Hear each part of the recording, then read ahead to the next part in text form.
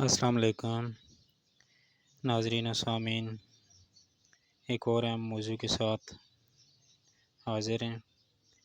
تو video start ہو چکی ہے، آپ نے دیکھ لیا ہوگا کہ اس میں سامنے آپ کو نظر آ رہا ہے PER فارم جو ہے میرے سامنے پڑا ہوا ہے، پرفارمنس ایویلیویشن رپورٹ PER جسے عام زبان میں کہا جاتا ہے۔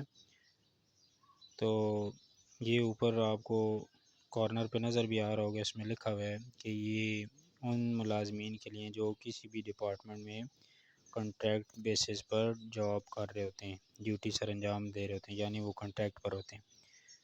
تو اس میں سب سے پہلے جو آپ نے فل کرنا ہوتا ہے وہ ہے فار دا پیریڈ۔ تو یہ آپ نے ہمیشہ یاد رکھنا کہ یہ سالانہ ہوتی ہے، اینول ہوتی ہے۔ اس میں یہ ہے کہ آپ کا کوئی ہیڈ چینج ہوا ہے یا آپ کی جو ہے نا ٹرانسفر ہوئی ہے کسی دوسرے اسکول میں، پھر آپ کو سال میں 2 بنانی پڑتی ہیں۔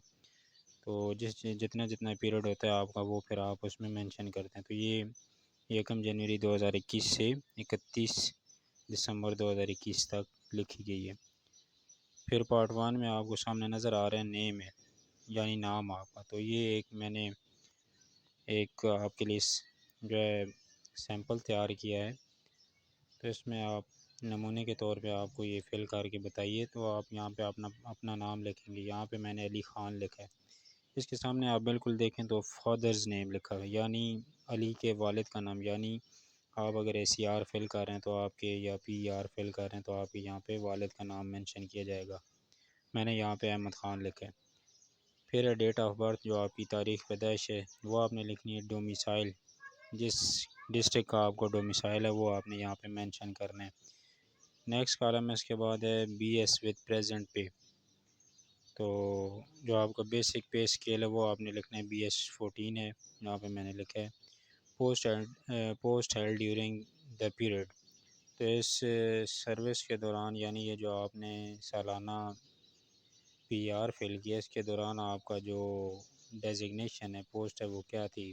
تو ایجوکیشن ڈپارٹمنٹ کی ہے۔ تو پھر آپ یہ دیکھیں، میں نے لکھا ہوا ہے ESE آرٹس، یعنی ایلیمنٹری اسکول ایجوکیٹرز اس کو کہا جاتا ہے۔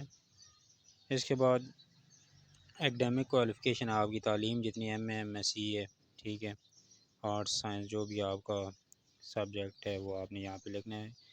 پروفیشنل کوالیفیکیشن جو کہ BEd یا MEd وغیرہ ہوتی ہے، جو آپ نے کیا ہے وہ آپ نے لکھنا ہے۔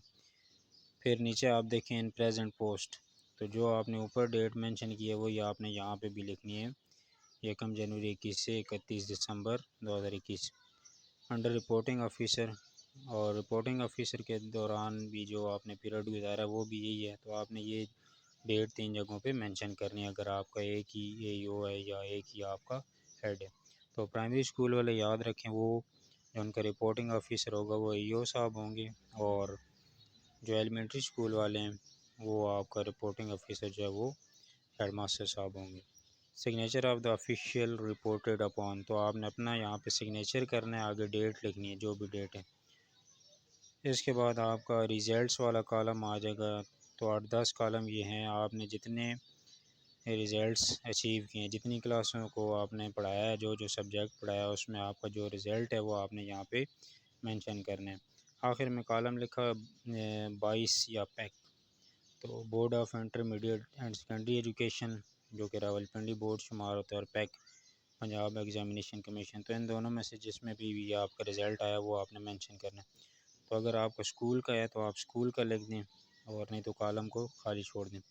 پھر آگے یہ جو انٹیگریٹی ہے اور اوور آل گریڈنگ ہے، usefulness for retention in service, تو یہ سارے جو ہیں نا آپ کے رپورٹنگ آفیسر صاحب جو ہیں وہ فل کریں گے۔